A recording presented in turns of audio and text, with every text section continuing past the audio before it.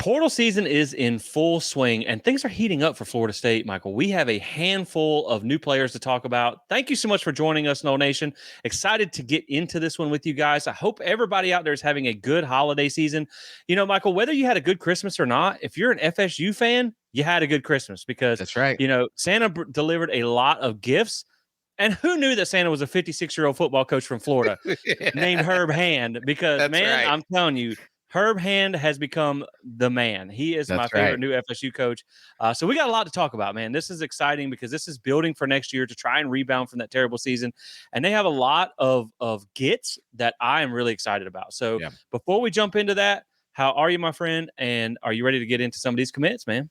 Yeah. Thank you. Yeah, I'm doing good. Had a great Christmas with the family. So it's good to be back on the podcast to just talk about the Christmas gifts that Florida State fans got and to dig in to see, hey, can this group of transfer help Florida State come out of the doghouse that it's been in the last season of the 2-10 season? Can we rinse the stench off of the 2-10 season and get this program back to where we are? I think we're on the right path. So yeah, excited to dig in.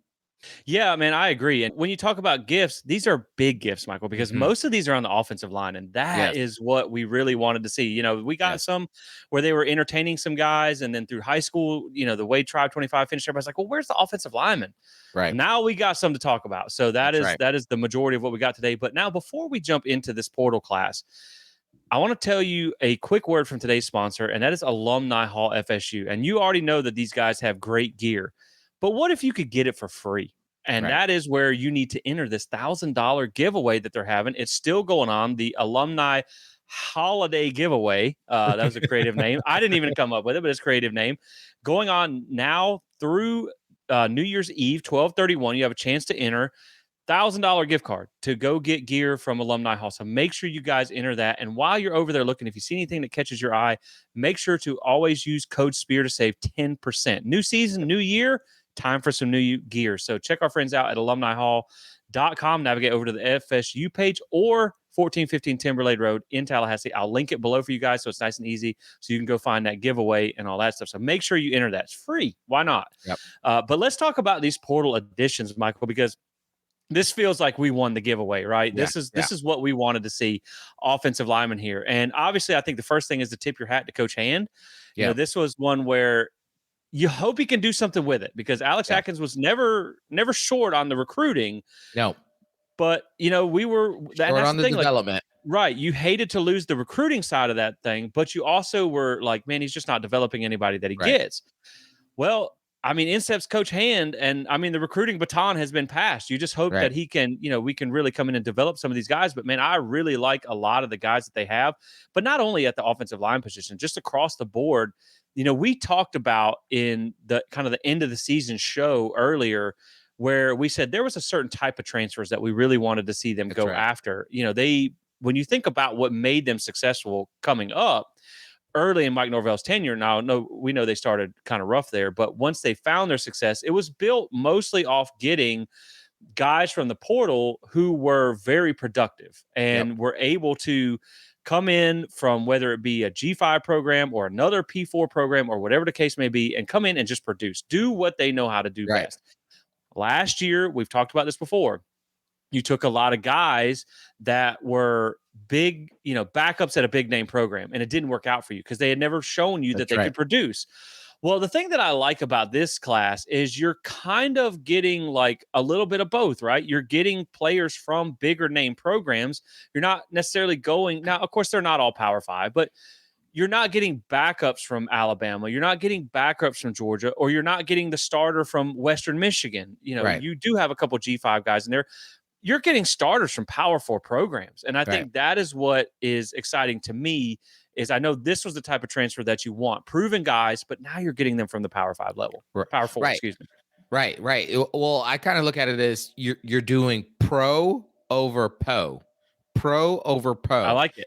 Production over potential. I like it. Because last year you did a lot of po. You got a lot of backups from that had great potential, right? You had the LSU, you had the Jaylen Brown, you had the Malik Benson, you had the Sean Murphy. They had potential, and they were Yeah. backups at these, SEC-like schools, but they had no production. They had no Yeah. production at all.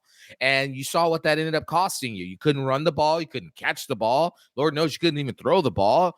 You couldn't stop the run, or at least earlier in the year when you started that line. You brought in, these guys from West Virginia, and just really didn't pan out very well. And so this year they've made an emphasis on pro. Let's get production. Yeah. Let's get people who've started, whether it's at the G5 or at the Power 4 level. And they may not be from the Alabamas and the Georgias, but they started. They got thousands of starts under their belts, and they actually have shown production. That's the formula to bring to that I think they should have took last year, which is what they had been taking previously before that. They weren't taking, I mean, outside of Johnny Wilson, they weren't really taking Johnny Wilson and Trey Benson. They weren't really taking potential. They were taking production. Right. And now they're getting back to that formula because that formula actually helped them get there. And so I was really grateful to see that they're actually taking that very seriously. Yeah, I want to say, like, even back in 2022, coming into that season, one of the things that I wrote was 3 keys to a successful season for Florida State. And I think the first one I had was potential equals production. That's right. Because you have a lot of potential that if it equals production, you're good. But you look at last year and it just didn't. It didn't work out that way. Pan out. Yeah. When you looked at the win column, we were Poe. You were Poe. That's what we were definitely Poe. That's where the Poe got us. And so I like it, man. So getting into some of these transfers here, some names that I like, and that's why we're going to start with the offensive line, because this is obviously, man, this was like a number one of what you had to fix coming into the season. Right. Now we're going to talk about some possible areas that we'd like to see more transfers, because I know they can't be done, right? I think it's been a slow portal season, so maybe we're not on track to get as many as I thought. But I don't think we're done. We can't be done because you need a lot more than this. You need some help. But what I like is the biggest area of need was your offensive line, and that is an area where you went out and attacked things in the portal. And so we're going to start not necessarily in the order they committed, but we're just going to go in the order that I have them down here. And that is with Luke Pabon, center from Wake Forest, committed to Florida State the most recently. 6'2", 295. So I know he's a little bit undersized, like Maurice Smith was, but center's not a position where you have to be a massive guy. But at the end of the day, man, first off, you're getting Wake Forest, and I know it's Wake Forest, but again, this is an ACC school, and that's a hard place to recruit a lot of talent. So they're not good often. But you're getting their starting center for the past 2 seasons. And I think this is a really high upside guy here. He's got 21 career starts there at Wake Forest, 1,671 snaps of experience in total. Now, the one thing I want to say before we get into these transfers too deep, because there is some gray area. You're going to hear you're going to hear me use a lot of PFF grades in this. Yeah. Without having a chance to go back and watch film, some of the numbers like PFF grades and things like that are kind of what we have to judge these guys off of on the line.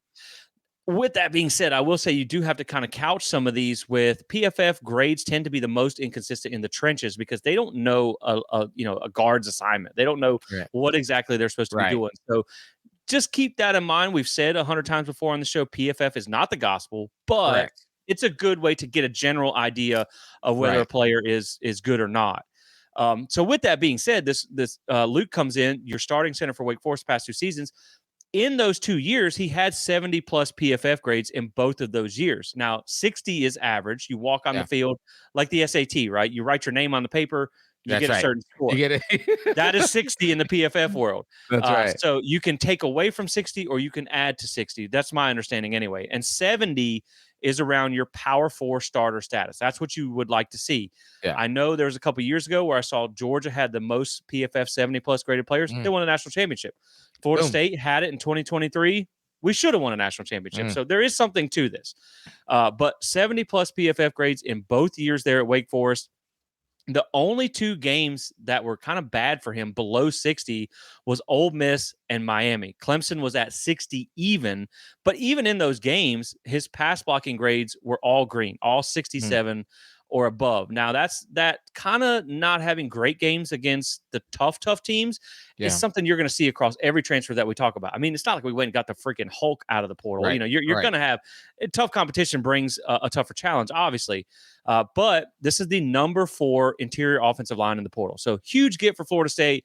And before I kick it back to you, the one thing that I kind of made notes on all these transfers for, something that we've talked about that you bring up on the show that I love the example, is a baseball term. That's the wins above replacement. So that's right. Who are you replacing? Like you might hear, okay, this guy's from Wake Forest. I don't know. Is that going to be good enough? Well, is he better than what you had? And I think that's what you want to look at. And so when you look at last year, he allowed 7 pressures in 2024. Maurice Smith allowed 18.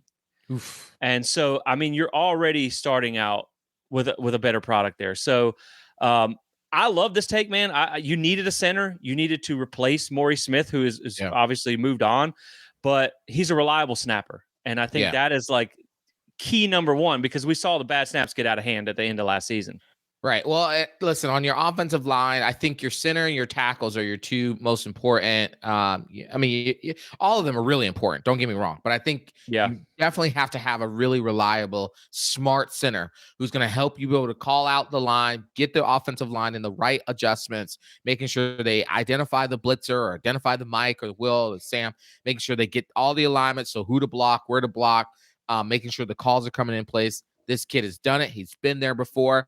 And like you said, yes, even though he didn't have great games against some of the better teams that they played, I went back and watched a little bit of the tape of this kid. And I mean, he performed admirably and decently. And you know that Herb Hand and I would imagine Gus Malzahn will scheme up around whatever the weaknesses they figure out around maybe his capabilities or whatever.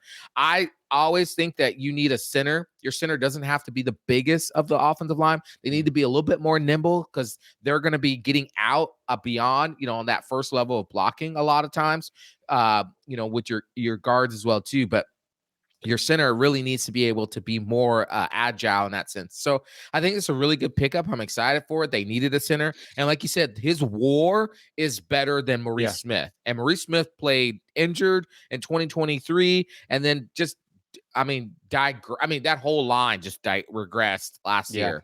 And so this is a better WAR that you're bringing in. So you're already seeing an upgrade in that line, in that position of the line already. Right. And again, like you can look back at his tape against, obviously they played Ole Miss too, but you have a lot of ACC competition there. Yeah. And so you can see what he did against the teams that he's going to be facing in your conference. And that's the thing. Like I said, he had the 2 kind of lower grades and the 1 grade against Clemson that was only a 60. But at the same time, his grades were pretty much consistently good throughout the season. And so that's what I like to see, because I think one thing when you talk about the struggle against the better teams, like you're going to be in a fist fight against Clemson and Miami and Florida and Alabama next year. But if you have these guys that can be really good against the Wake Forest, the Virginia Techs, the Kentuckys from an SEC standpoint with Micah Pettis, who we're going to talk about next. Right. If they can get you those games that you're supposed to win, that's going to get you to 6 to 8 wins. And then you have a puncher's chance in every game, above that. So I like it. He's consistent. One thing that I did want to look up real quick that I forgot to tab onto him was the 7 pressures he allowed last year was in 466 passing snaps. Maurice Smith allowed 18 in 441. So over double in less amount of snaps. Luke's run blocking grade was 67.1. Maurice Smith's was 60.8. So again, your wins above replacement, you're already stepped up with what you have with the product on the field. Yeah. Well, and then like even to the bit of film I watched, I also went back and watched 2023 when Florida State went to Wake Forest and played him, and he held his own. Pretty well in that game. I'd have to go back and see, what the pressures and stuff look like in that game. But from the film I watched, that dude played through the whistle and pass pro. There's one play where he basically like almost him and another guy hold up Braden Fisk, and we know how dominant Braden Fisk was in 2023. So we're not getting a slouch. Are we getting a all American? Probably not. But we're going to get somebody who's going to be able to hold up. And again, depending on how the rest of the line shapes around this guy, I would automatically probably pencil him as a starter at center. Yeah. You can imagine that Herb Hand and Gus will and Mike will probably scheme up some things to be able to leverage what he's really good at too. Yeah, and I did look up that game that we played in 2023, and he had a good pass blocking grade. The run blocking grade was a little bit down. Okay. But I mean, again, you're blocking 2 NFL defensive linemen there. And so, yeah, I like it, man. I think this is a good one here. Obviously, a consistent guy with good grades, good production, good history to come in and be the center in this offense. And that's, kind of you build out from there. And so now you got your guy, and you had to replace him anyway because you really weren't sure who was even going to be your center. Was it going to be, Richie Leonard moving down? Was it going to be, you're going to have to go get somebody else? Was it going to be Jacob Rizzi or something like? So now you at least have a guy who can get you through a year to where Herb Hand can figure out who his next center is going to be. That's right. Who can snap the ball, because that's obviously a huge part of being the center, right? And so you get a top 5 player at the position there from Wake Forest. So I like it, man. I think this is a good place to start on the offensive line. Now, and he is a good pass blocker. Now, I will say that obviously, the center usually gets to double team people, but that is a good place to be. Although we're going to be a run heavy team, so you want to see the run blocking do well there. But the next transfer that we're going to talk about is literally a massive addition for Florida State. And when I say massive, I mean more than just on the field. I mean, he's a big one. A big human being, Michael, and that is Micah Pettis. Like if I run into this dude in a dark alley, I'm playing dead or I'm running real fast, because 6'7", 350 to 360, depending on where you look, pounds. Yeah, this is a mountain of a human being. And not only that, not only does he bring size, but he brings 29 Power 4 starts from the SEC. He's played over 2,100 snaps. And last year, he was Ole Miss's highest graded offensive lineman by a decent margin.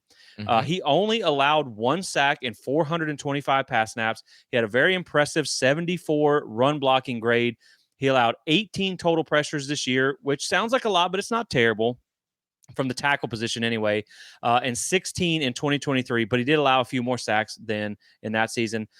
All of his experience has come at right tackle. So I do believe he's probably going to step in at right tackle. That he'll be your starter there. He did say before he committed in an interview, or when he did commit, that he could play either side, but I think they're going to stick him at right tackle and just let him do what he does best there. He does have some penalty issues I've seen people talk about that need to be cleaned up, but when I'm going to put it in perspective that it wasn't that bad, because last year per PFF, he had 7 penalties. Jeremiah Byers played less snaps and had 8. So again, you know what I mean? I think he played 2 or 3 less games because he was hurt. Yeah. And so getting to the wins above replacement. When you look at Pettis, he comes in from last year at Ole Miss. And again, like, I know we're going to talk about some conference stuff later. The SEC defensive lines are tough, right? It is what it is. We can admit that. Yeah. We'll admit that. We'll talk about some things later, but he's playing teams like Georgia and stuff like that. So against better competition than what Jeremiah Byers faced, he allowed 18 pressures and 1 sack and 15. Now, he did give up 15 hurries, which does worry me because that at least moves the quarterback off his spot. So his hurries were a little bit high, but 18 pressures, 1 sack. Byers allowed 19 pressures, also 15 hurries and 2 sacks and 100 fewer pass snaps. Jeez, yeah. So again, 100 fewer snaps and allowed 1 additional pressure. Now, I also said that his run block grade was 74. Byers was 57.8. So again, you just look at now you're getting a massive human with SEC experience who has a better track record of his production than what you're replacing. So that's 2 for 2 so far. That's 2 for 2. Now, Jesse, you're usually the stat guy, so I'm stepping in your world here. But when I saw these numbers, I had to like blink twice. Okay. When you look at his 2024 PFF grades, okay, they ranked, there was 172 offensive tackles that they rated. Out of 172, his total PFF grade was 72.8, which was tied for 46 out of 172. Okay. His run block grade, as you said, was 74, which was 28th out of 172. And his pass block grade was 66.4, which is, I mean, not like you said, 60 is kind of like right there. So he's a little bit above average. He was 95th out of 172. I'm talking about your wins above replacement is already higher with Micah Pettis than it was with Jeremiah Byers already, just in that sense. And if he can improve those hurries, if he can fix those hurries and be more sturdy, and probably what tends to happen when you go back and watch the film on that is sometimes his I don't know how to explain this without sounding too technical, but basically he's got to get his body under him better a little bit Yeah. sometimes because he gets beat quicker and he doesn't have that his first step sometimes isn't where it needs to be. And that's where the Harrys come into play. If he can get his body better in that sense, and hopefully maybe Herb Hand can correct that with him. Yeah. And I see that I see those Harrys getting less and that grade getting better. Yeah, and I have seen some video of Herb Hand talking about his coaching style. He's a very technical, heavy guy. So I think that's something that he can clean up too. But I mean, again, you can't coach size and you can't coach experience. And he's got both of those. So I love it, man. I saw when he was on campus, I was like, oh, please, Christmas. Please. Yeah, college football Santa. Like, if you're listening to me, please. And they got him quick. I mean, they made it happen. So the next one we're going to talk about is another offensive line commit, another one that I like here, and that's Adrien Medley from UCF. Comes over, follows Herb and Gus from Orlando, 6'5", 305. He's actually going to be a seventh-year super senior. So, I mean, this guy's got a mortgage by now, but he is from Pensacola and was recruited by FSU in the past. So I'm sure that, not only do you get his coaches, but he's familiar with the program. So that helps as well. He has started 18 games at left guard for UCF over the past 2 seasons, has 1,378 total snaps of experience, had a 69.1 PFF grade in 2024, which was the second highest by UCF starting offensive lineman. And here's the thing. I know people are going to hear UCF, and some people forget UCF is a Power 4 program now. I know they're still making that jump. I know the Big 12 may not be – I mean, it's as good as the ACC. I mean, maybe it's not the most dominant league. But here's where I like this, right? People forget they played Florida last year. Now, they lost the game, but when you look at from a kind of honed down the individual standpoint, he had a better PFF grade, 69.4 against Florida than any FSU offensive lineman. That's already music to my ears because he did better against a team that you play every year that they played last year at UCF. And speaking of penalties, he only committed 3 penalties all of last year. So I like it, man. A veteran guy you're getting here who is familiar with the coaching staff, knows the offense, can help coach up the other guys as well. Got good size at 6'5", 305.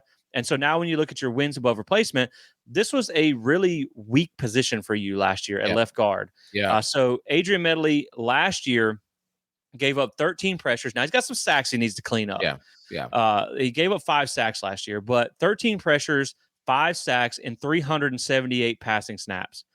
TJ Ferguson played the most amount of snaps at left guard for you last year, 18 pressures allowed, 3 sacks, and 295 snaps. So again, less snaps, more pressures allowed. The run blocking grade, this is not even close. Run blocking grade, Medley comes in 66.9. Again, keep in mind, UCF had a top 10 rushing offense, and this is a guy who was a part of that. TJ Ferguson's run blocking grade last year, 36.4. He was terrible. There was, and no disrespect to the kid, this is one of those ones where you saw Nick Saban say that there's a reason he was a backup. So, man, I think when you get this guy and you take into account his size, his being familiar with the offense and being familiar with the coaching staff, and then you look at the wins above replacement, this is another really good get. And that's 3 of 3 so far that have been a positive addition for you. Yeah, absolutely. I mean, you get a guy at left guard that's going to have a wider frame, so he'll be able to help on those counter plays that both Gus loves to run, and Mike loves a counter play. Now, I think you might see a little bit of a hybrid to these counter plays that Gus might run, but he needs that wider frame guard that can move. When they're pulling on those guards or those inside split zone runs, and I think that's what you're getting with this guy. I mean, the guy, he did have a 66.9 pass blocking grade, but I think that can continue to get better as well. I mean, he played all the snaps for UCF, led them in snaps, 815 snaps, was a starter, started every single game, and so you're getting experience that you're bringing on here. I think this is a really good addition, and I think that this kid can be helpful to solidify that offensive line. And the more the merrier. I'll say it that way. I mean, again, like you said, man, you got experience, you got size, and you're familiar with the offense. I love it. I think it's a great get by him. And obviously, if Herb wanted him here, he's probably worth bringing because, we had, I think, 2 or 3 guys from UCF on campus. Now, I don't know if they just lost the recruitments or maybe they were like, maybe we can do better than this. I mean, they didn't win every one. And that's the thing I think people have to remember, too, is we're still coming off a 2-10 team. That's right. A That's right. 2-10 season Can't with a new forget that. with a rebuilt staff. So like you're getting the best that you can get. And so Right. the last offensive line transfer that I want to talk about here is a guy that we've already touched on, but I just want to kind of go through the same thought process to round out this offensive line group with transfer offensive tackle Gunnar Hansen. Now, I know there was some apprehension here because he wasn't officially named by Florida State until about a week after he committed. I did hear that was something with Vandy's academic calendar. Yeah. So they had to wait on that, but he has officially been named here. 6'5", 330. I mean, just look at that, Michael. Like your two starting tackles next year are 6'5" and 6'7". That's right. With 680 combined pounds of human being. That is amazing. I love it. But he comes in 35 Power 4 starts in the SEC. And so I just want to have that wins above replacement conversation. So when you look last year, he did allow 20 pressures, 17 hurries, and 1 sack. Now, his pressures were a little bit high, but again, like we said, tackle position, you're going to have a higher number. The sacks were great. Only allowed 1 sack. Now, if you think Vanderbilt did have the mobile quarterback with the Diego Pavia kid, but you're going to have a mobile quarterback too. And so that obviously helps with Thomas Castellanos. That was in 344 passing snaps. Now, I do want to say, before we move on to who he's replacing, look, my guy just had a bad day against South Carolina. There's no way around it. Like, he had, of his 20 pressures, 7 of them came against the Gamecocks. Of his 17 hurries, 7 of them came against South Carolina. And his pass blocking grade, Michael, I don't know that I've ever seen one this low, at 4.7. I might be the lowest I've ever seen. Oh, gosh. But the man just had a bad day at the office, right? Yeah. And so most of the other games he did well. His run blocking grade was 57.8, so not the greatest. But again, I mean, you're at Vandy in the SEC playing against really tough defensive lines. Right. So you're hoping that he can do better in the ACC. Now, there's some good defensive lines in the ACC. Obviously, you have Clemson on your schedule. You have Alabama next year. You have Miami. But for the most part, you know, as much as we hate to admit it, the week in and week out grind of playing in the SEC, you're going to face some better athletes there on the defensive line in most cases. But you look at who he's replacing. And the first name is Darius Washington. Now, I love Darius. He did everything for this program. He tried hard. It just wasn't a good year for him. But so keep in mind, Gunnar Hansen gave up 20 pressures in 344 pass snaps. Darius Washington gave up 21 in 374. He also gave up 7 hurries and 7 sacks. His sack numbers were completely different. Now, that may be due to the non-mobile quarterback, but he gave up 6 more sacks. His run blocking grade was 58.1, so pretty close to Gunnar Hansen here. And then even Robert Scott, when he had to step in, 10 pressures and only 138 pass snaps. So his pass blocking was atrocious. Now, his run blocking was good at 70.4, but Hansen is the most experienced, but probably not best. I don't want to say the worst, right? Yeah. But maybe the not best offensive lineman that you're taking. But again, you got a guy who's been a average to above average SEC offensive tackle, who's played the tackle position. We probably were going to have to push a guard out there or play, an inexperienced freshman like Lucas Simmons at that position. So I love the experience. I love where he's at. And I think you're probably, for these transfers, I think you're probably 3 out of 4 getting better. Now, I'm going to give this one as a push to Darius Washington, right? Darius had a terrible year, but from just a stat standpoint, I mean, you improved by 6 sacks, but I think in everything else, you're 3 and a push on your offensive line here. Yeah, I would agree with that. I think this is a push. I'm not saying he's a terrible player. I'm not saying he is a bad player. I do think that if you're looking at the line right now of the 4 they got, this is probably the most suspect of the 4. I'll go with that word. I think that's easy. Meaning you're just not sure if the level of competition that of defensive linemen that he played in the SEC, which would indicate that they were much better. If he faces that same or similar level of competition in the ACC, would he be better in that sense, right? Like, yes, I'll be honest to say that we don't face Florida State does not face day in and day out the level of competition of SEC lines like they would if they were in the SEC in the ACC. I think that's easy said. Unless you're playing like the Clemson, maybe a Miami, maybe a Pitt, right? I think that's probably where you're getting like those really almost SEC like level defensive line, plus yourself, hopefully. And so maybe that change of level in competition would then improve his stats because some players are just not good at that level. Let's be real. This is not an NFL type player, and you're going up against a lot of NFL like defensive linemen. So maybe in this level of competition, he might be better. But as we get him from Vandy, we know that, he wasn't as great as the other guys that are coming in. He does have 2,100 plus snaps, 27 at left tackle, 4 at left guard, and 4 at right tackle. So, he's been at different parts of the line. We also can't forget the boy was on the team that beat Bama this year, right? Yeah, exactly. Let's remember that. Gave Texas a scare of a lifetime. Yeah. Okay. And so like the dude knows how to play in big games and has done that. So whether he starts or he's one of those utility players that they use, that remains to be seen. Like, I think the other three are probably almost surefire starters. I think this one, there might be some competition to see kind of where, do the other players catch up, or is he the best available option? Yeah. And I really think, knowing how bad last year was, if you can just get to average to above average college left tackle, I think you're probably happy with that. And I mean, because he's got experience and he's got size, and I think he can step in and start day one for you. So I just wanted to kind of round that out. But again, I think he's as good as what you're replacing with probably more potential upside. I mean, he was the, I think, Outland Trophy player of the week for 1 week against Alabama. He was SEC Lineman of the Week against in the Alabama week. So, he had a great grade against Tennessee the last game of the season, regular season for them too. So far, man, I'm really pleased with this offensive line class, and that's what I really wanted to put a lot of our focus on today. Yep. We were talking about this before the show, and I think we're kind of in the same range here. I would still like to see them add 1 to 3 more offensive line. Yep. Absolutely. A minimum of 1 more, because I would like to see all new starters personally.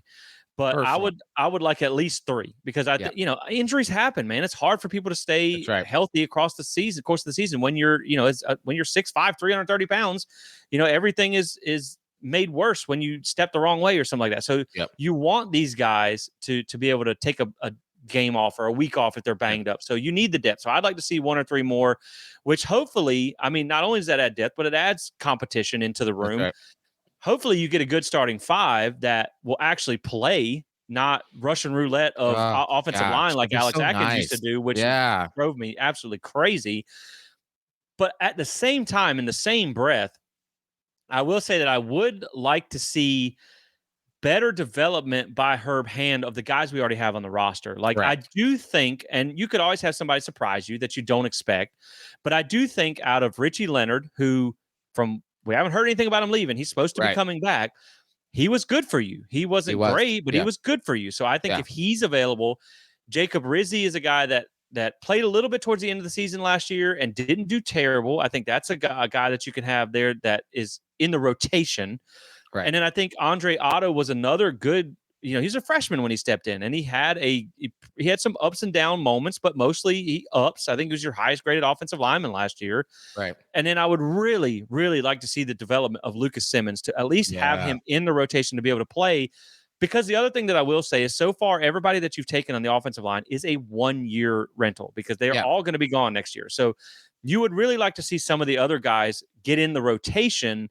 But yeah, man, I would like to see you get about 3 serviceable guys out of what you got, but I still like to see him add 1 to 3 more for me to feel comfortable about the offensive line. But, just to wrap it up for my thoughts, I think, again, this was the one area you couldn't miss on. No, it doesn't matter if you're like Florida and you find 65 5-star receivers. If you can't block, it's all a moot point. It doesn't matter. Exactly. Right. And so I think this has been the most encouraging part of the portal season so far, is to see them bringing in immediate impact guys on the offensive line. Yeah, listen, I think last year going into the season, Mike Norvell said this is the best offensive line he's ever had at Florida State, which turned out to be absolutely the most asinine comment any coach has ever made, because they were the worst offensive line we had at Florida State. More. And that's the lie detector test determined that was a lie. That was a lie. More than 10 times. I mean, come on. We had some terrible offensive lines at the end of Jimbo's years, and I think those were better than this one. The 2020 offensive line could have whipped this offensive line that we had last season, and that was a terrible offensive line. And so it was of utmost importance that Florida State went and paid the money. Like, I don't want to hear excuses that they tried to bend you over backwards. I don't care. Yeah. Go get these offensive linemen because we needed them. We were desperate for offensive line. Now, with that being said, Jesse, you admit too that just because we got those 4, it doesn't mean that Florida State did great. I mean, they did what they needed to do. They did good, but they missed on some. I mean, they missed on some of these offensive linemen. Addison Nichols, Keegan Trost, Ethan Onawa. I mean, those were some Caden Kittler, Marcellus Marshall. There were some really good offensive linemen out there for them to get that they missed on as well too. Yeah. But on the grand scheme of it all, they did good by pulling in the ones that they did that had production. They were pro instead of po. And so we'll see. But I agree with you. We need it. I think for me to feel comfortable, we need at least 2 at minimum, but 3 maximum more offensive linemen so that we can have a swath of competition. Yeah. Let the best man win. And then those are the 5 we're riding or dying with. Yeah, no, I agree. And I mean, you think about like even when they brought in Caden Lyles, like that was a guy that never saw the field because of injury. Right. So you have to have a backup plan for your backup plan for your backup plan when it right. comes to the offensive line. But I will say that I am encouraged so far, and do remember that there is the spring portal session again, and Dylan Gibbons was a spring portal session addition, so they can still get guys to be productive members of the class. But this really, I mean, this is probably of all the things they've done this offseason, them hitting on these offensive lines so far. And again, we'll see how it translates, but these are guys that have proven to you that they can do it at the Power 4 level. There's not a lot of guesswork with these guys. They kind of are what they are. This might be the one thing that has me feeling better about 2025, being able to turn things around than anything else, because again, it was the one area that you could not afford to fail. And I think they've done good with that so far. I will say that I have seen Ingram Smith, CEO of Battle's End, retweeting a lot of these. So I think they are getting involved, and they know that they can't afford another season like that. So really excited about this offensive line class, but I hope we're not done yet. I hope we take at least 1 to 3 more. But let's move on to some other players here. Another guy that I'm excited about, and that's at the receiver position, Duce Robinson, legacy commit, son of Dominique Robinson, FSU great, comes over from Southern California after 2 seasons out west. And, you know, I love this for more than one reason, right? Because first off, you have to understand that the offense you're going to be running is going to be run heavy. And that's why we're excited to see a rebuilt offensive line up front. One of the other areas that they really stress with that Malzahn offense is perimeter blocking. And so getting a receiver that is 6'6", 220 pounds is never a bad thing. I mean, if Johnny Wilson, he might have butter for hands sometimes, but if he could get those butterfingers on you, he would put you under the bench. That's right. So I love this take, man. And first off, you got to look at the size is excellent. Coming from a Power 4 program where he did play, former 5-star recruit, number 1 rated tight end in the 2023 class, switched over to wide receiver at USC. In his 2 years there, 39 receptions, 747 yards, 7 touchdowns, and a very impressive 19.6 yards per catch. Now, as we said with the Vandy transfer offensive line, look, we're not trying to be like rude or disrespectful to any of these players because we're excited to have them. You have to call it like it is for both of us with the concerns and the confidence, because we want to shoot you guys straight. Like, we're always going to be positive, but boy, did we learn our lesson last year from being a little too confident. We're going to be positive, but truthful. Right. And so the only bucket of cold water throwing on this one here is he did have a 50% catch percentage in 2024. That does concern me because we know this offense had a problem with drops last year. Now, with that being said, it was 64% in 2023, and I'm going to give him the benefit of the doubt that the drop-off maybe had something to do with going from Caleb Williams, a Heisman winner, to Miller Moss and Jaden Mayava. So I definitely think that probably had something to do with it. Because not only, like, one thing where you can look kind of past that is his catch rate did go down, but his drop rate fell from 15.8% all the way to 0.2%, and his PFF grade increased from an already solid 66.5 to a very impressive 74.3. So I think, you're getting a guy who is, maybe there's some deception there in the catch percentage, But I think you're getting a big body receiver who can block on the outside. We talked about, or Gus talked about in their opening press conference, they want to run the ball downhill and stretch the field vertically. Well, here's a throw it up and go get it guy for you. 6'6". I like that. The other thing I will mention is Thomas Castellanos was heavily involved in this recruitment, which was really good to see. Obviously, you want your quarterback to lead that class or lead some of these recruitments. And they did throw during his visit. So that's a good sign, too, that he was willing to come here because he could have went a lot of places. I know Arizona State, close to home for him, was very heavily involved. They're a playoff team. So the fact that you were able to lure him away from there, and number 3 wide receiver in the portal. So that's another good get for you. 2 years left. That's another positive as well. And one other thing, and I'll kick it back to you on this, maybe totally unrelated here, but I would be remiss if I didn't mention it, being that we are now 49 days from baseball season. So those of you who are baseball fans like myself cannot wait to see Lincoln the guys get back in action. But that may have been something to look at here with him as well. Duce Robinson was a top 30 outfielder nationally and the number 1 player in Arizona coming out of high school. He is actually only the 3rd ever athlete to be named Under Armour All-American in both football and baseball, joining Kyler Murray and A.J. Brown. And he did appear in 4 games with 2 starts for the Trojans baseball team in 2024. So I don't know if he's going to play both here, but certainly that could have been an attraction. And, we have taken a lot of these guys lately. I think B.J. Gibson, Cam Davis, these are guys who are dual sport athletes. So I hope he does get to play as well, because that would be great for the baseball team too.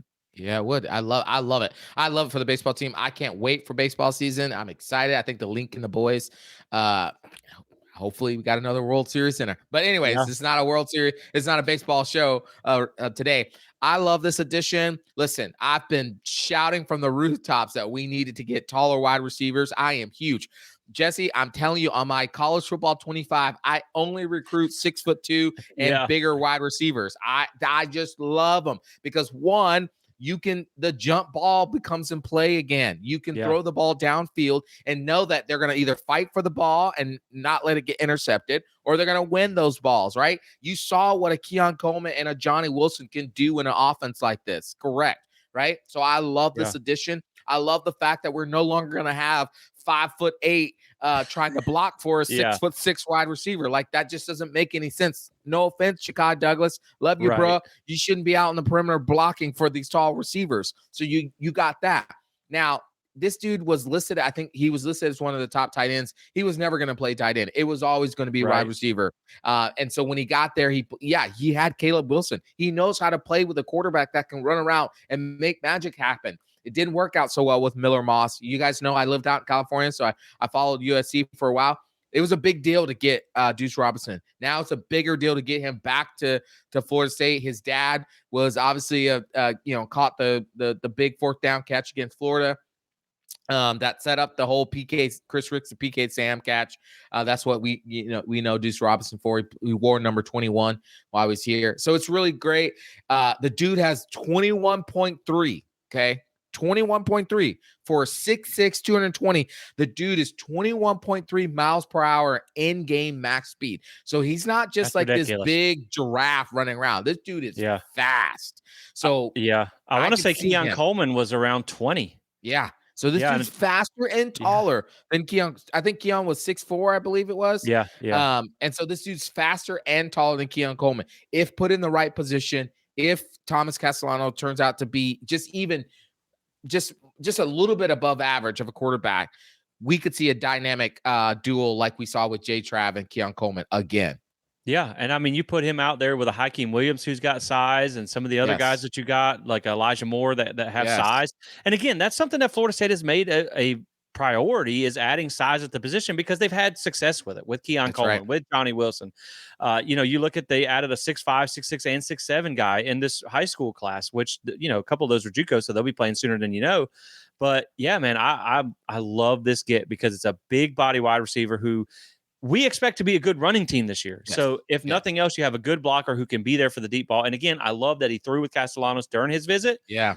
So it's not like, I don't know what your quarterback situation. Obviously, he did well enough to impress him to come here. So speaking of pass catchers, Florida State adds another one at the tight end position. I know some people are kind of hit or miss on this take, but I like it, because I think it gives you a different type of skill set. It gives you an experienced guy. And I know some people are like, first off, why are you taking another tight end? I mean, you just took Marquise Douglas back, Biscuit. So it's kind of like, okay, I get it. Maybe if you'd have got this guy first, maybe you don't take Biscuit back. But, Biscuit's, it's a different body type. So he can help you with blocking and stuff like that. You did already bring in one, but you lost 4 tight ends. You had 3 hit the portal, and then Morlock, obviously, I believe, ran out of eligibility. And then you also know that Landon Thomas is going to be your guy next year. But Amari Williams is going to be working more at defensive end, more of his natural position. So I think there was a need at the position to go with Chase Lofton, who comes in from the high school ranks. But when you look at Randy Pitman, UCF transfer tight end, 6'2", 230, not the typical body type that you expect from a tight end. But because of that, you basically draw immediate comparisons to Jaheim Bell, which is why I think they brought him in, because he's a very similar build and a very similar skill set. Now, remember, this was a guy who was previously committed to FSU before flipping to UCF, so they wanted him anyway. Now you get a chance to get him with some experience and in this offense, because he did start 11 games and he appeared in a total of 25 over 2 seasons at UCF. So he's very, very used to this offense, knows how to run this offense. And I mean, again, he's a proven producer with 416 yards on 32 receptions and 2 touchdowns last year. So, I mean, honestly, man, you look at what you get from on average from your tight end position. If you told me next year he had 35 receptions for 450 yards and say, I'd like a couple more touchdowns there, 3 or 4 touchdowns, I'm happy with that from the tight end position. I would love 32 for 416 and 2 touchdowns from the tight end position next year. So I do like that. But like I said, more of a Jaheim Bell type player, smaller, thicker frame, but a more dynamic skill set. And in the offense that you're running, being it's a run-heavy offense, it's the guy that has recorded snaps at tight end. He's your prototypical H-back in the Gus Malzahn offense, and he is lined up at slot and wide receiver. This is the same things that we said with Jaheim Bell, where you had to look back, and it was like some of his stats, you had to look back where he played running back for South Carolina because of injuries. And the last thing I will say with Randy Pitman here is one of my favorite things about him is a 70.7% career catch percentage with only 2 drops in college over 2 seasons. I love a sure-handed target because, again, those drops, man, they made me mad last year. Remember Kyle Morlock, guys? Yeah. More drop. Like, this is the, knock on wood, this is the opposite of that. So I love this addition from that standpoint, from his versatility, from his sure-handedness. Run blocking grade wasn't the greatest at 54.9. You're not bringing him here to block, just like you weren't Jaheim Bell. Although you get him coming out of the backfield, he's a physical blocker. He's not scared to get his hands dirty. And you saw what, Jaheim Bell did against LSU, just kind of bullying dudes out of the way from the backfield. Pass blocking grade was 69.7, which is very solid. So you got 2 years remaining here for Randy Pitman. I know some people may kind of nod their head whether they wanted a tight end or not. I think it's a great addition because of what he brings to the table. Yeah, I was probably one of those who's like, okay, why are we bringing in a tight end? I understand we lost 4 tight ends, but I was like, I thought we had some, some up and coming good ones, and then we had, Chase Lofton come in.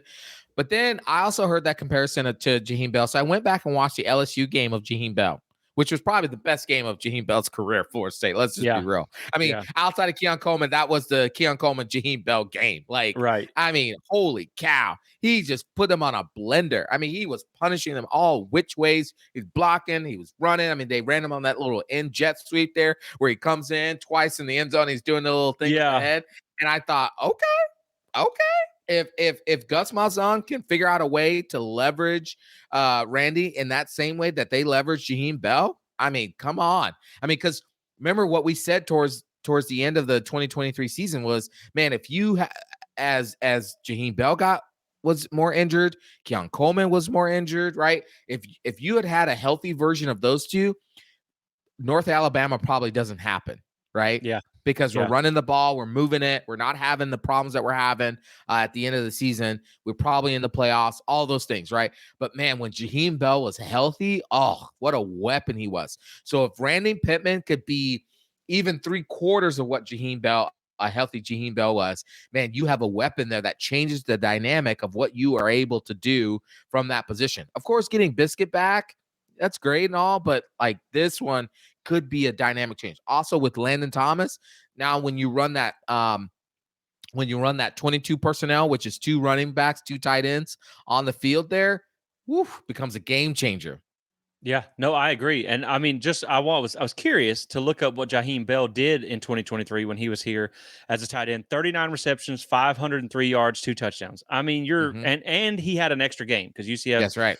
didn't play in a bowl game or a conference championship. So again, man, you have almost a carbon copy of the production. So you would hope that that's what you can get out of this tight end position with him. And if you do, man, I think that's great because it Yep. brings a different skill set. You're obviously excited about the young guys that you got, but I think Right. you kind of you need help at defensive end a little bit too. So moving Amari Williams back there is good too. But yeah, I really do like this take. I think this is going to be a dynamic player for Florida State. Then the next and last one we're going to talk about is a defensive transfer. This is the only one that we haven't covered yet. We did talk about some in the last episode. If you're interested to go back and watch that. But Michael, I think if I had to pick one out of this class so far, that could be the hidden gem. Mm-hmm. I'm not saying he's going to be Jared Verse, but I'm Nope. saying like maybe one of the guys that is maybe better than you expect him to turn out to be. That's going to be Mm-hmm. Deontay McCrae from Mm-hmm. Western Kentucky, 6'4", Mm-hmm. 280. I think he can be that hidden gem guy. Highly productive at the G5 level. 101 tackles over the last 2 years, 6.5 tackles for loss, 3.5 sacks. Not the most imposing pass rusher, but he's good at stopping the run. Just to put it in perspective, last year, both starting FSU defensive ends, Pat Payton and Marvin Jones Jr., combined for 60 tackles. McCrae had 59 by himself. So Jeez. again, it's that production that we're talking about. He had 25 stops last year per PFF, which categorizes basically as like a play that was negative for the offense, mostly on run plays. Those 25 stops were fifth among all defensive ends, Fifth. all defensive ends, power four and everything. The other thing that I love about McCrae here is a 3.2% missed tackle percentage. Mm. His tackling grade was 84.9, which was top 10 among all defensive ends. His 76.1 PFF grade was top 3 among edge rushers in Conference USA. He had a solid grade. And here's the other thing that I like too, because I know you're going to say like it can be very hit or miss going from G5 to P4. It doesn't always work out. It It has doesn't. for us You're right. in the past, but it doesn't always. The good thing is, when I look back at what Western Kentucky did, they played Alabama and Boston College last year. Now, they got smoked against Alabama, of course, Yes. but from a PFF grade standpoint, he had a 63.6 grade against Alabama, probably better than any of our defensive ends would have Mm. had, and a 68.7 grade against Boston College. So he had two very solid grades against the two Power Four teams that they played. Now, he has played in a 3-man front there at Western Kentucky, so he has Yep. experience with this kind of defense, and he has 2 years remaining. So That's right. you need help at the defensive end position, and I definitely think you probably need to get more. Yeah. But I think this can be a hidden gem for them. Yeah, I agree. We've learned our lesson with Yeah. MJJ. Right. So we're not saying, Right. oh, this could be, but I agree with you. I do think this is a hidden gem. I think if they are able, if Knighton, who is now the whole defensive line coach, not just like the D tackles, but DEs too, if he can get what this kid and take it to a next level, this kid has a high motor. He had 21 pressures in 2024, 4 sacks, high floor run stopper, high upside pass rusher, just does not stop. And if you looked at our pass rushers this year, I mean, one move, if they didn't get it, they just kind of quit. I mean, Pat Payton was synonymous. I called him Pat Quit because if he got one touch on you, and if that move didn't work, he just kind of just was like, all right, I'm gonna just chill here, right?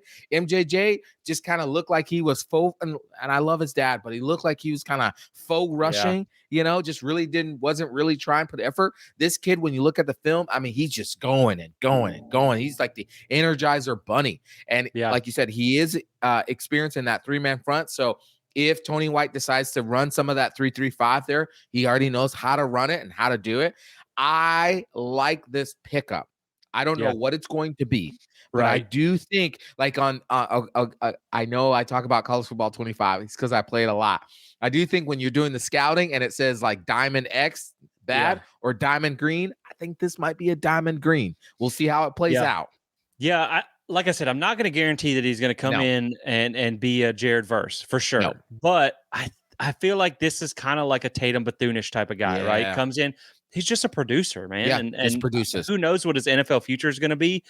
But I think in college, he can be great for you. And like you said, it's the motor more than anything. And that's another thing that you get with James Williams from Nebraska at the other defensive end position. You get guys who aren't going to loaf, like was a problem that we saw. You called him Pat Quit. Yeah. And maybe we should have called him Pumpernickel Pat because all he did was loaf. I like it. I was trying not to giggle while I was coming up with it. Oh, Pumpernickel Pat. So, Pumpernickel Pat. Hey, have fun in Baton Rouge, man. That's all I got to say.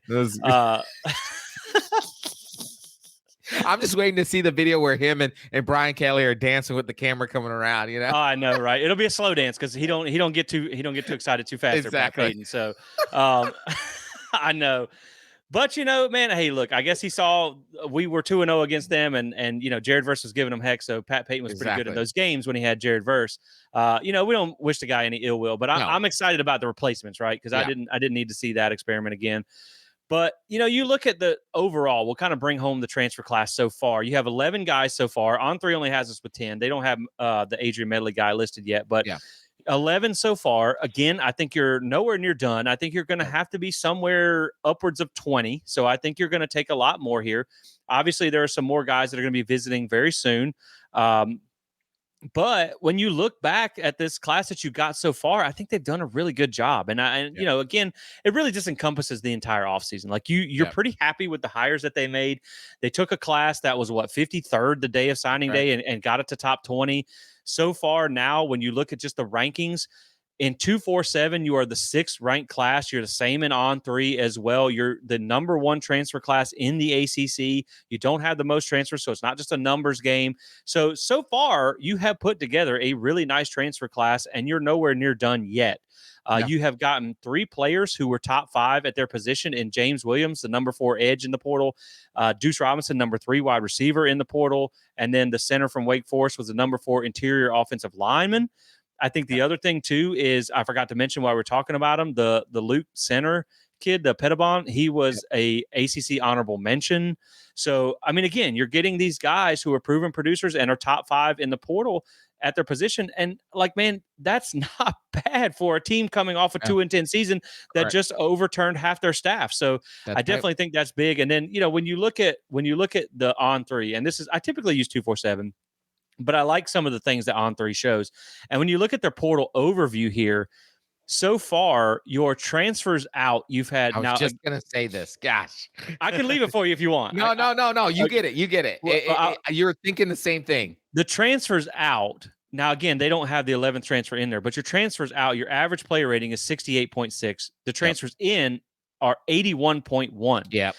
You have gained 3 4-stars and lost 1. You have lost 19 3-stars and gained 7.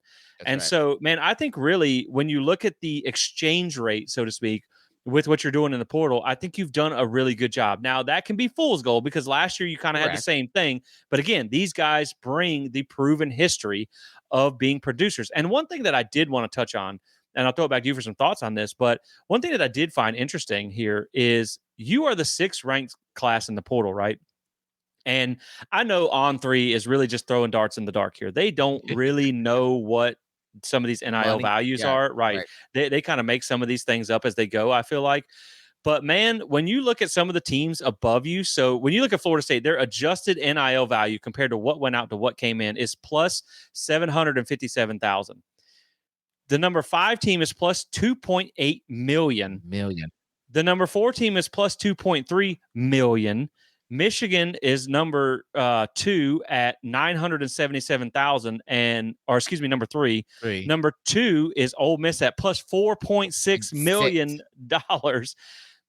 And Texas Tech must have just woken up out of a coma and discovered that they had oil money that they've been forgetting about forever. Bro, somebody dug under that university and found something because they've been spending crazy. The number 1 portal class, their adjusted NIL value went up by $4.8 million. So I think it just goes to show that Florida State has done a really daggone good job at getting these transfers in when – for all intents and purposes, you were the worst program in really the top 5 the top 6, the ones that are ahead of you. And I know these are estimations, but it looks like you did it at a better price, right? You didn't just have to go out and throw money to get kids to transfer here. Right. Absolutely. Like that, I think that's a huge thing that we have to. That's why I was thinking of that same. You and I were thinking the same thing. Yeah. When you look at the subtractions, they actually end up maybe outside of Luke, they end up being addition by subtraction. Let me just quickly, Jesse, for you, go through the list of people who've transferred out, not NFL draft. I mean, transferred out. Okay. You got Malik Benson, who ended up being, Product of a bad environment. product of a bad environment. I'm not going to say a bust, but he wasn't as good as we thought he would be here. Right. Pat Payton, Pat Loafer, or Pumpernickel Pat, right? We all know that. Okay? Yeah. Sean Murphy, basically injured, really couldn't even get on the field, got right? nothing out of that. Grady Kelly, that was a terrible pickup. Marvin Jones Jr., pseudo pass rusher there, didn't really want to pass rush. DeMarco Ward could never crack. This was a bad pickup by Randy Shannon. Luke Cromaha, probably the one that you're like, I wouldn't have wanted to lose him. I mean, that's the way I feel. I don't know how you feel about that one. Yeah, and I will say with that, I think purely from a 2025 standpoint, I think you're probably going to get as much out of Castellanos as you would have Luke Cromenhawk still learning the position. Yeah, I would agree with that. I'd agree. I think future long-term wise, that was one you probably wanted to hold on to, but okay. Jarrell Powers, tight end. Never saw him on the field. No. Brian Courtney, never saw him on the field. Lamont Green, who was a legacy, never could crack the field. Julian Armedo, the deepest of conspiracy theories, aliens are real. Could never get on the field, right? Destin Hill, this one hurts just because of everything the program invested in, and the dude gets injured, whatever. Probably didn't want him. Darian Williamson, nothing. Yeah. Amarion Duke Cooper, this is the second time you brought him back. Couldn't even do it. Tamoa Durjare could not crack the starting lineup. Probably wasn't that great. Heard you and I both heard some, not some great practice stuff. Byron Turner, maybe decent depth, but yeah. Tight end Jackson West, right? Dante Anderson. Deuce Span, or as Chris Fowler, Deuce Spawn, outside of that one kickoff return for a touchdown. I mean, what do you mean? And Omar Graham, OG, he came back. So you're good. Honestly, outside of maybe Luke and Destin Hill, what did you actually lose? So I think what Florida State did is that they kept the key players, as many key players as they could have kept. And they got rid of, or encouraged, as College Football 25 says, encouraged the ones that really just did not show you anything or set the standard back. And then so far, they've brought in what seems to be players that are going to help you actually improve upon what they've done. So I would say, again, so far, this has been a W in the transfer portal class. They're sixth in the country, and they're not done yet. We know that there's some coming in January. Obviously, we got the spring edition. I'm not saying they're a 10-win team. I've said it already. I'm not going to judge this team until I see the product on the field against Alabama.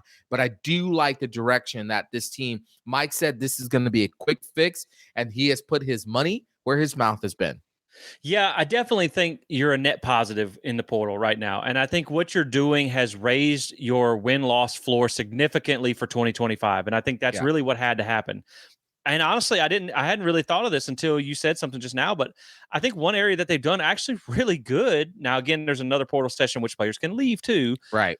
You have done a very good job of keeping a lot of the talent that you do have intact in Tallahassee. You even got Darrell Jackson to come back from the NFL draft. Now, that probably had a lot to do with his grade, but still, you've done a really good job. And then you've also added in good pieces as well. So I'll be interested to see who they round this class out with. But yeah, man, I think definitely, like you said, we're going to be in a holding pattern until we really see this team, till we know what they can do. But I like what the moves that they've made so far, because again, I think it's putting you in a position where the guys that you have, is Vanderbilt's tackle, is Boston College's quarterback going to come in and win you a national championship? Well, who knows, man? Who knows? I mean, anything is possible. But I think what it does is when you look at how these guys have performed on the field, not on paper, not hypotheticals, not recruiting rankings, these are guys that you're going to be in a toss-up fist fight against Alabama, Miami, Clemson, and Florida anyway next year. That's right. But these are the type of guys that can get you that win against Wake Forest, against the North Carolinas, against the Pitts, against the Virginia Techs. These are the guys that that raise that win-loss floor. again, you got to go put it out on the field. But man, I really, so far, I have to say that there's a lot left to go, but I really like what they've done. Well, and like you talk about this a lot, and I credit you with this, is that you talk about that floor. And last year we went into the year thinking we had a at worst 9-3 floor with a lot of potential. Yeah. We didn't have a 9-3 production team. And that's Yeah. what we got caught up on last year. That's where we didn't read the tea leaves as well. And any FSU media would have. We listened to what Mike Norvell said, and we assumed with all this potential they just brought in, this was at worst a 9-3 floor. Well, I think now I'm not going to give you a record number, but I will say that I think the floor is better, as you like to say, because we have production we're bringing in. Remember that 2022 team and that 2023 team, the floor was higher because they had better production in the transfer portal that they were bringing in to also cap with the high school recruits they brought in. Well, I think you're now doing that again to where what you will hope, I'm not going to say guarantee, but what you will hope is that you have production that is better, hopefully, than 2-10. Right. No, I agree. And then, I mean, again, like you look at the offensive line, you took 4 of them. One of them has already beat Alabama, who you're opening with next year. The other one beat Georgia at Ole Miss. So again, like you have guys who are used to playing in those big games. They know those big environments. They're veterans. So I do like it, man. Again, like you said, you never know how it's going to turn out. So you can't guarantee anything. But I do like the moves that they've made from that we need to win right now. Yep. And I will say, as far as like the names that you named in the portal, yeah, there's a couple that you might miss long term.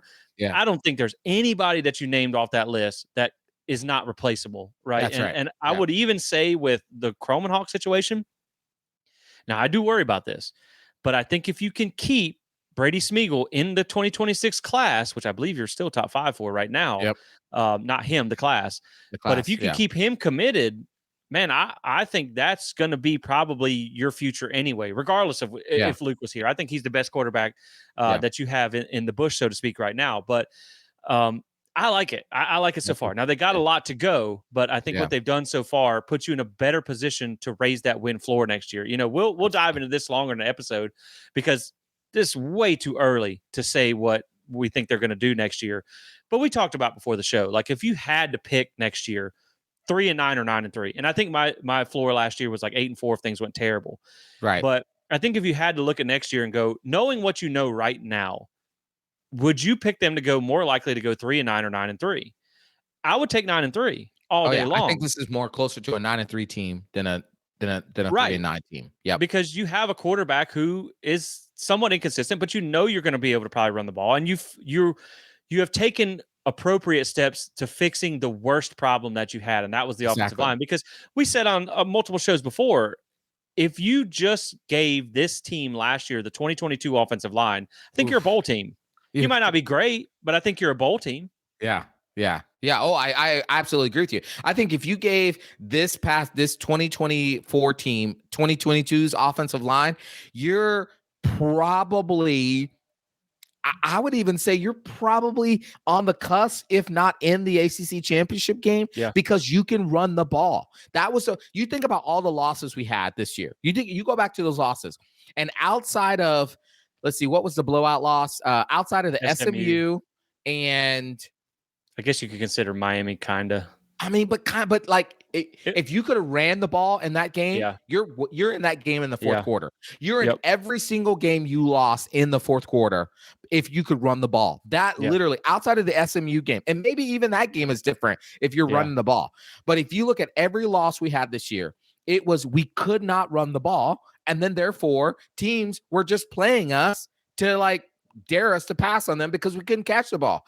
Right. If you could run the ball, it changes the dynamic. You're in those games in the fourth quarter. I would argue if we had the 2022 offensive line on this year's past team, we're at least on the cusp of playing for the ACC championship, if not in the game. Because I don't think some of those losses we have, it changes. I think it changes your win level from 2 to at least 7 or 8. Which puts you somewhere in the category of being in the ACC championship realm. You know, maybe not in, but in the realm. Yeah, not the bottom. That's for sure. You're right. So yeah, I mean, so what does all that mean, right? And that's going into, you're trying to make the playoffs, you're trying to win. And so that's what we're going to wrap the show up with today. Again, we both are happy with where they're at in this offseason move so far. They got a lot left to go. But again, we say off season, but it's not for everybody because That's the right. playoffs are still going on. And so that's what we're going to close this episode out with, some round one reactions and some round two predictions. Round one did not really go like anybody expected. Now, some of these, I guess you could say that maybe you expected some of these to go lopsided. I don't think anybody expected them all to be blowouts. No. There must be something to that home field advantage. Although I will say that people do tend to forget that not only were the home teams home field advantage, they were also the higher seed. So technically, you should have won the game anyway, because every single one of those teams that won were favored, just maybe not by so much, not by the spreads. But I will say that it was fun to watch some home playoff games. I thought that was pretty cool too. I will say too, this is one thing that I think you did a little bit worry about with the 12-team playoff. You know, we have called for a long time for more like I don't know what you want to call it, parity among college football. That's what I'm looking for. It's still the same couple of haves and have-nots. Now, you could still there are still some upsets that could happen because obviously Arizona State hasn't played and Boise hasn't played, and those are two teams that are kind of like the upset teams in the playoffs. But one thing I think that this did remind you of, and it doesn't mean this is going to happen every year, but one thing I think this did remind you of is that it shows you that the gap between real contenders and fringe pretenders is a real thing. And so, like, you see where you're trying to get, because, again, you got dominated by SMU. You got beat at home by Clemson. Both of those teams got blown out in the playoffs. And so you see where, like, yes, we're trying to say that Florida State can get better next year to be back in the conversation, because frankly, I know there are some people who are not happy with the fact that we're like, okay, well, not us in general, but a lot of FSU fans are like, okay, man, if you get to 7, 8, 9 wins next year, I think you're happy with what you got out of 2025. Beating these teams is tough, man. There's a lot of really good teams out there. I mean, you know, Notre Dame comes out and smacks Indiana. The game, you know, they scored 2 times in the last 2 minutes to make it closer, which is the same thing they did with Ohio State. So 27-17 there. Penn State dominates SMU 38-10. You know, Kevin Jennings, not only did he hit the portal, I saw, he also hit all the Penn State DBs with his passes. Yes, he did. He was giving Christmas presents early. Exactly. You get a pick six and you get a pick six, like Oprah or whatever. So 38-10 there. Texas over Clemson, 38-24. I thought Clemson, it came unraveled a little bit early, but then they battled back. They got that game. They got that game pretty close, but ultimately did not win there. And you know, the funny thing was, Michael, after those 3 games, here they come. Here comes the SEC Army with the pitchforks and you know, get ready for 6 teams in the playoffs from the SEC next year and all this stuff. And then that argument fell absolutely flat on its face as the SEC team. Now, granted, they probably played the best team in the playoffs of that first round, was the worst of all the blowouts. Tennessee goes up to the shoe and gets absolutely dog walked 42-17. So that led to some interesting comments. The first round did. But yeah, man, it was an equal opportunity butt whipping for every away team. Didn't matter your conference, didn't matter anything. So yeah, I mean, give me some thoughts on that first round of the playoffs. Well, like, okay, the first thing we have to acknowledge is, man, isn't it great to have more than 4 teams in the playoffs? I personally like it. Now, is 12 too many? I think there's a valid argument that maybe 8 is probably the best number for college football playoffs. I mean, I know pro football has 16 teams in the playoff, but it's a different level of playoff. Yeah, they're a lot closer. They're a lot closer and like, you know, ability and stuff. I think 8 is probably a perfect number, but because we've already got to 12, it's never going to be 8 again. But I love the fact that we have more than 4 teams having the ability to vie for a national championship.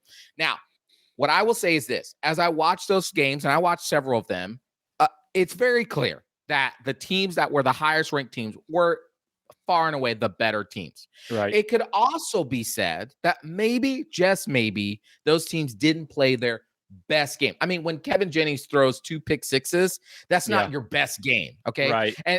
And I watched that game. Those first 2 pick sixes wasn't because Penn State was in a tricked him or in a great scheme. He literally threw it right to the guy. Wasn't Yeah. even near the wide receiver. The wide receiver was wide open on both times, and he didn't throw it. He threw it right to the guy. So maybe they just didn't play their best game.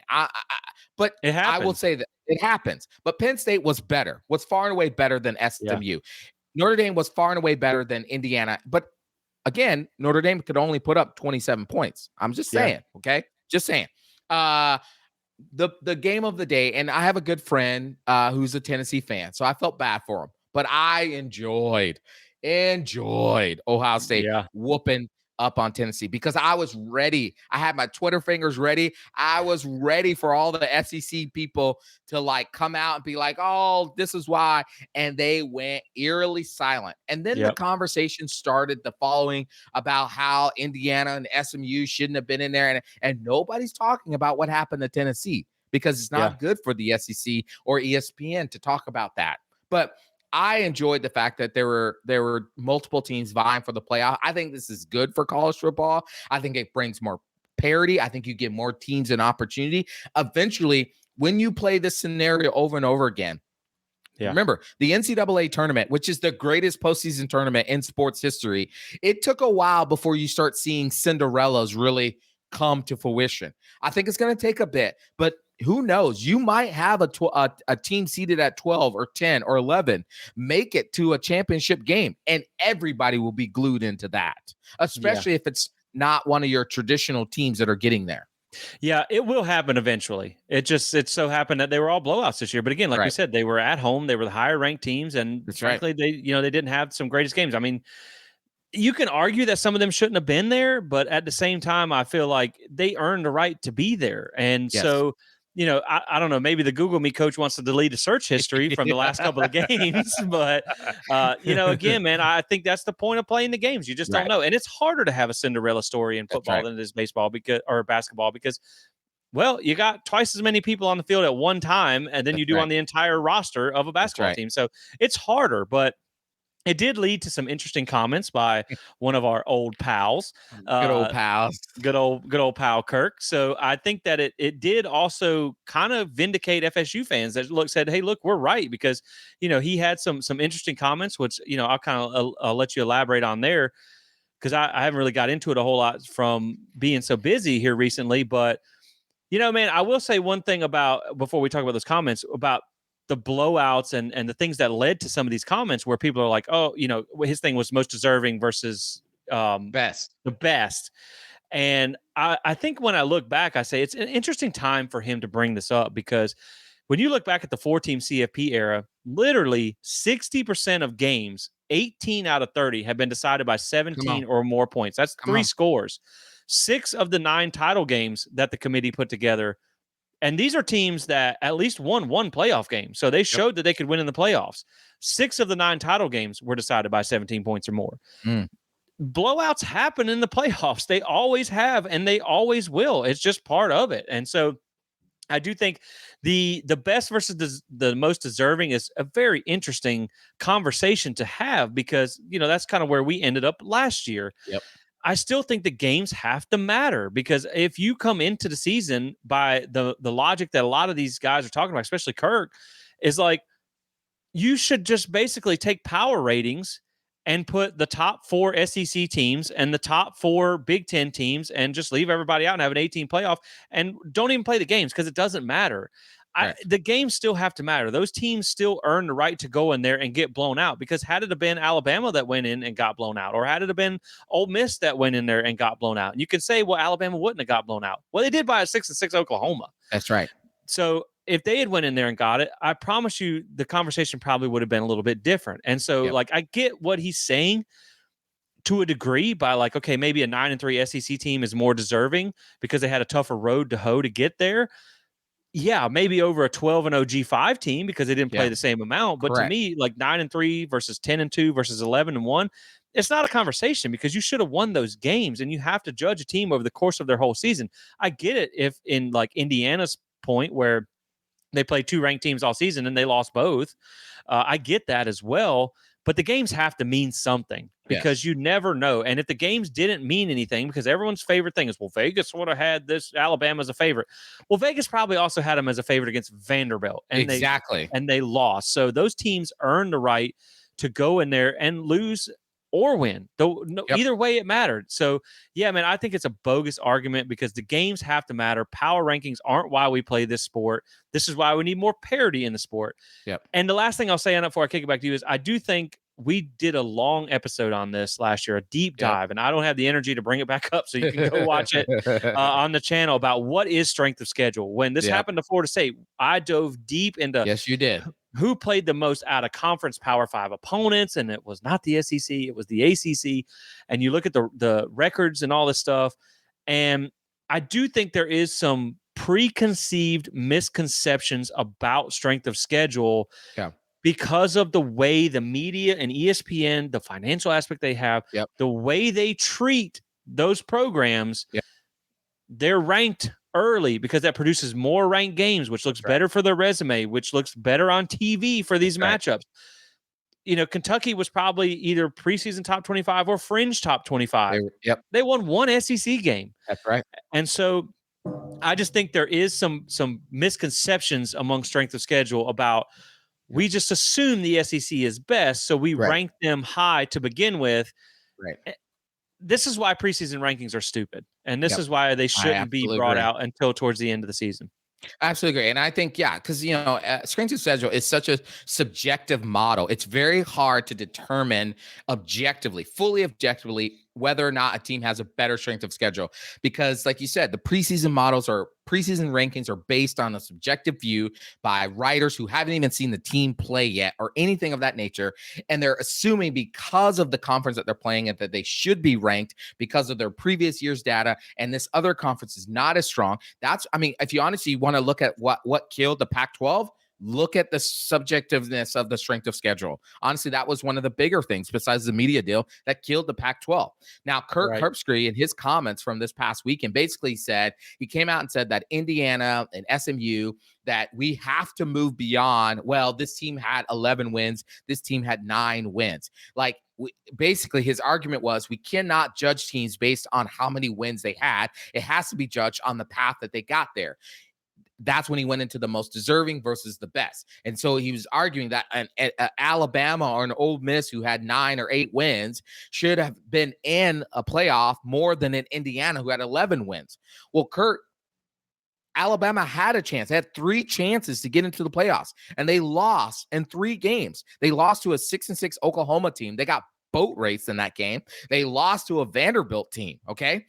Indiana can't control their Big Ten schedule. Yes, they got the easiest of the Big Ten schedule. But guess what? Outside, you take away the Michigan and the Ohio State game that they played. They beat Michigan, but not by a big margin, and they lost to Ohio State by a relatively big margin.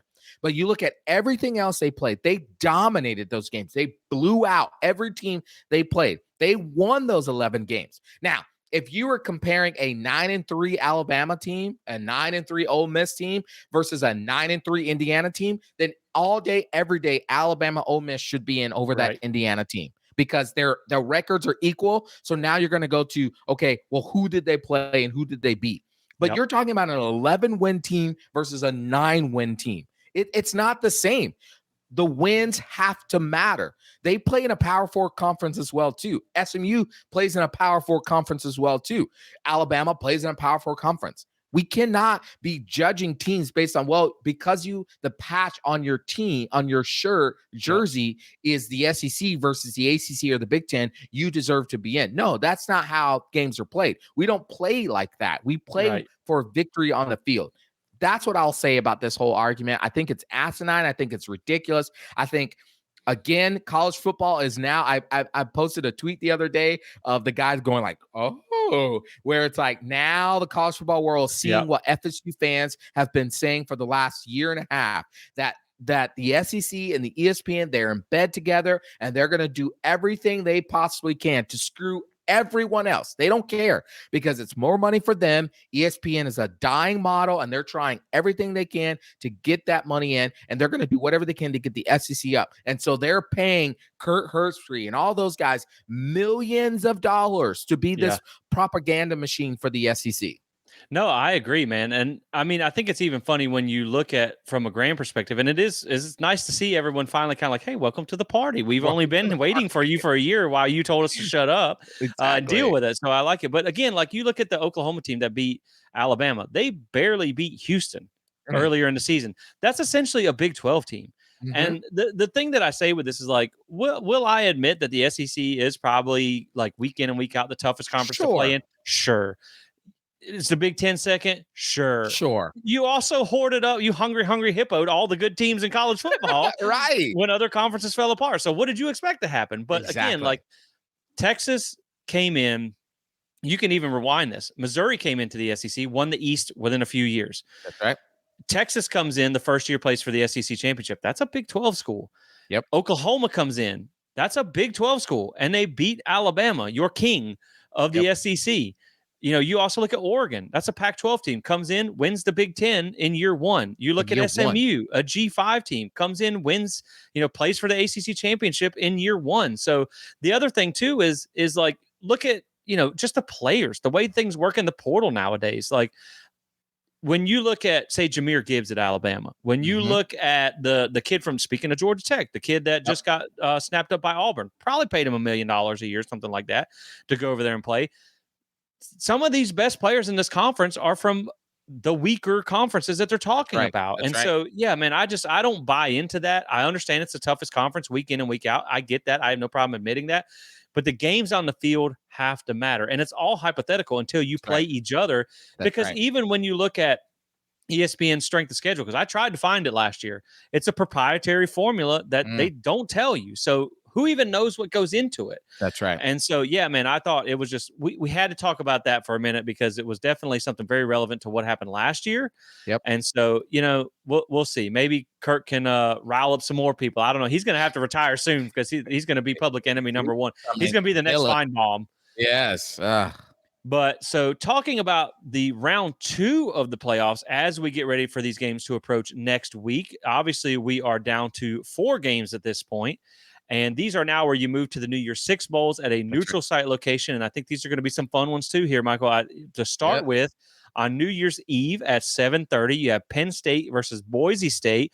Oof. Hey, look at you, James Franklin, getting over the hump against a ranked team. It only took a de facto, basically G5 team, ranked G5 team for you to do it in SMU.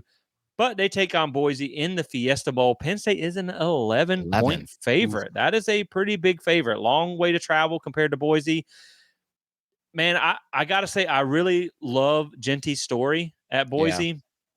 But I think this is still going to come back to it's football, not basketball. And I think that the Cinderella story, you want it to happen, but I think Penn State wins this game. I'm not even going to say that I know that they cover. But, at home with a whiteout against SMU, they throw a bunch of pick sixes, they run away with the game.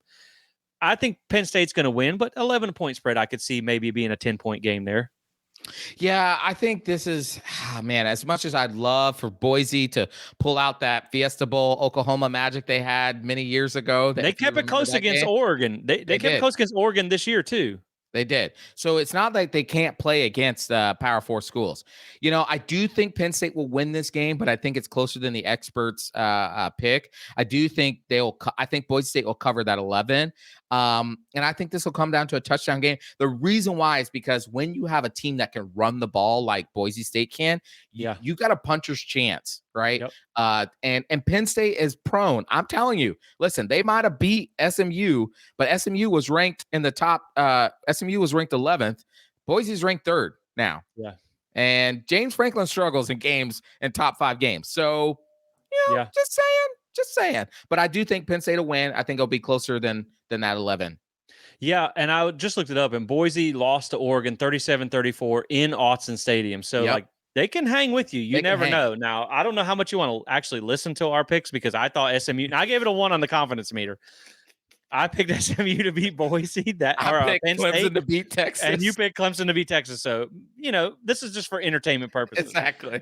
But then moving on to New Year's Day, you get 3 of the other games getting played here at 1 p.m. First to start off on Saturday is Texas versus Arizona State in the Peach Bowl in Atlanta. Texas is a sizable favorite, and this honestly does not surprise me at 13.5. Man, look, in my heart of hearts, if we're not making it, I'm pulling for Kenny. Oh, yeah, I love it. I'm pulling Love for it. Dillingham. I love the story with ASU, kind of like, just really struggling last year. And to me, this is one that I just keep pointing to, like, this is how fast it can be turned around. Like the Big 12 this year is no better than the ACC was.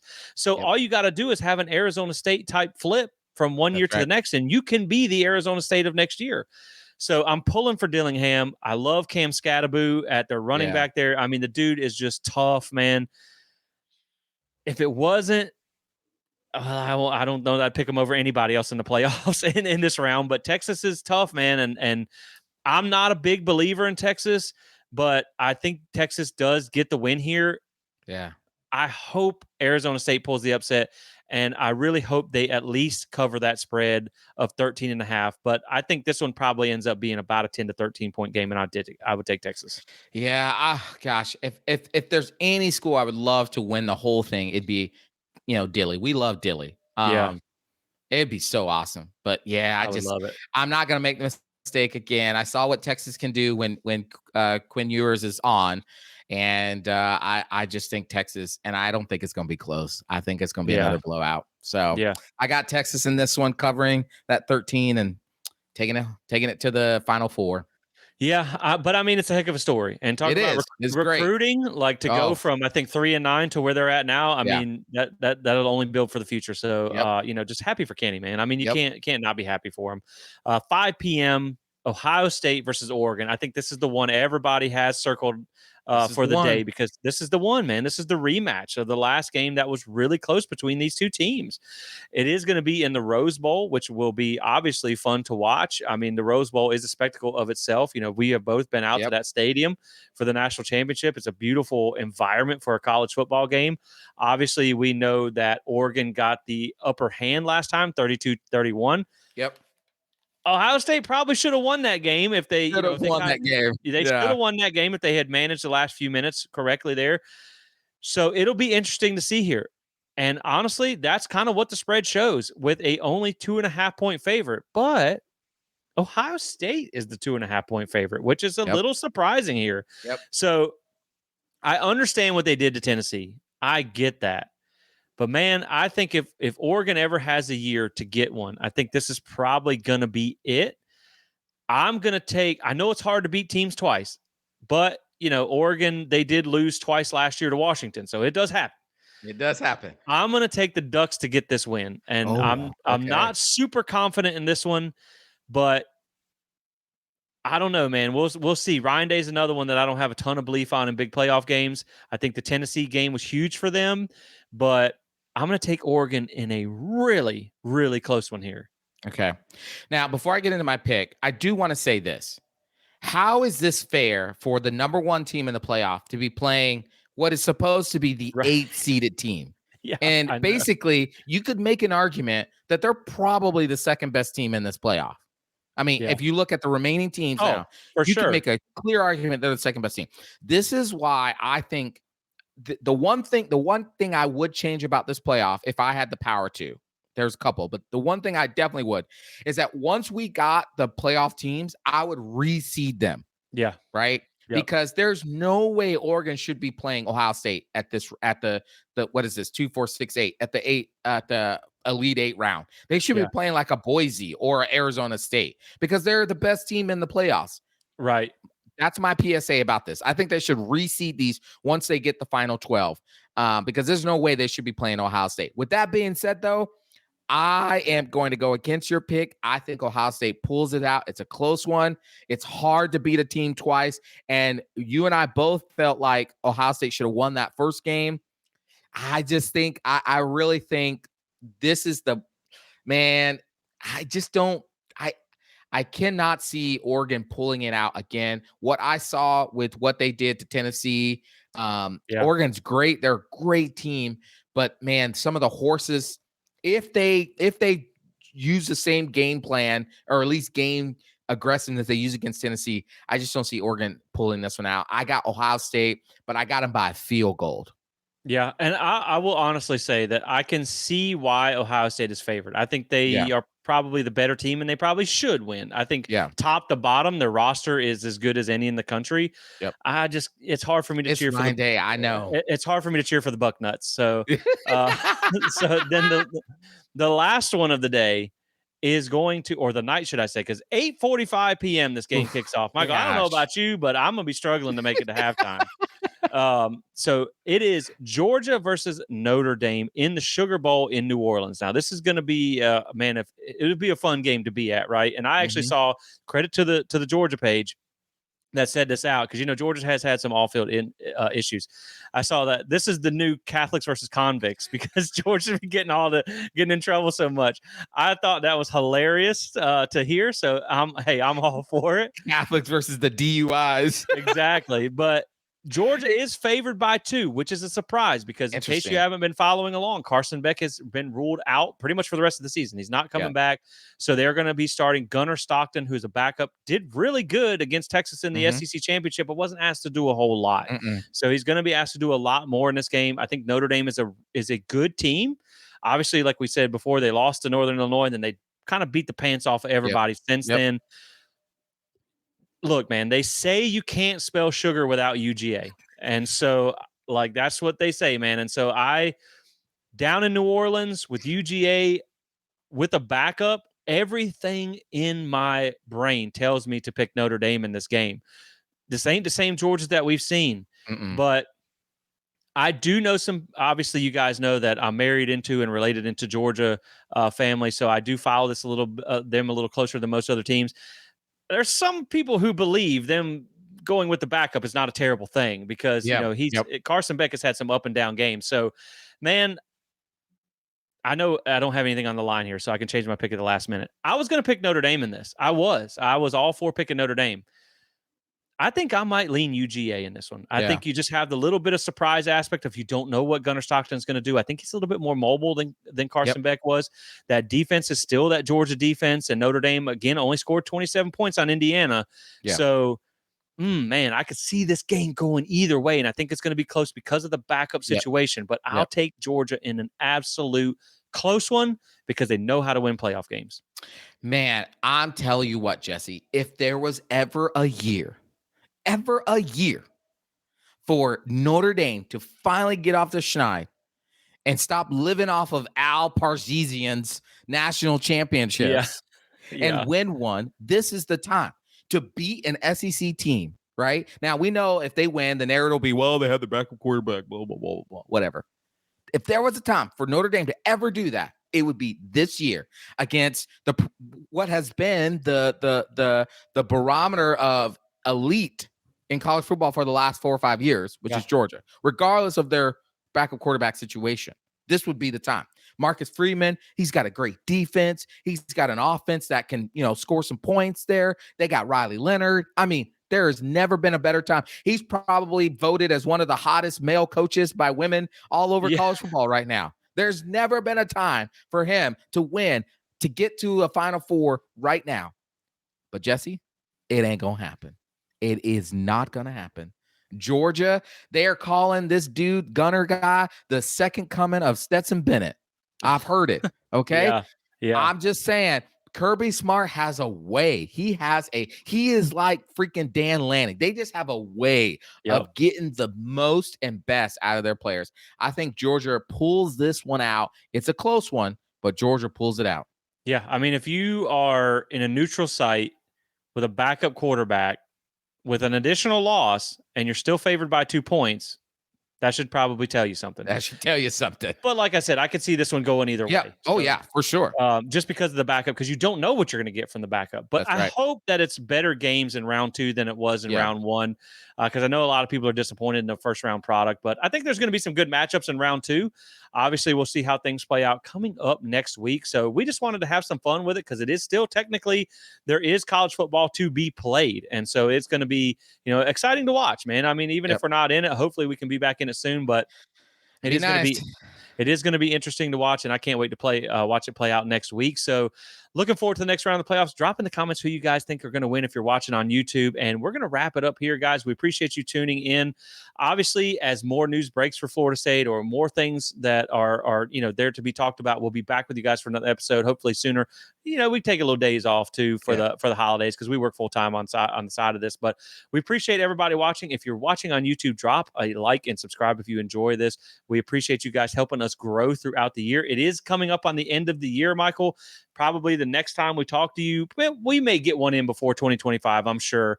But in case we don't, obviously you guys have a great new year. We appreciate you sticking with us and rocking with us throughout this year. It's not what we wanted. It's not what we wanted to talk about. It's not what you guys wanted to hear about. But because of you, we have had a great year for growth, and we really appreciate that. We're pushing 2,000 subscribers on YouTube. Really appreciate that.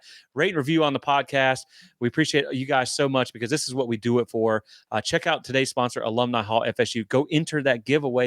There's still time. $1,000 gift card. You don't want to miss out on your chance. They're completely free to enter. So with that being said, we will catch you guys on the next one. As always, go Noles. Go Noles.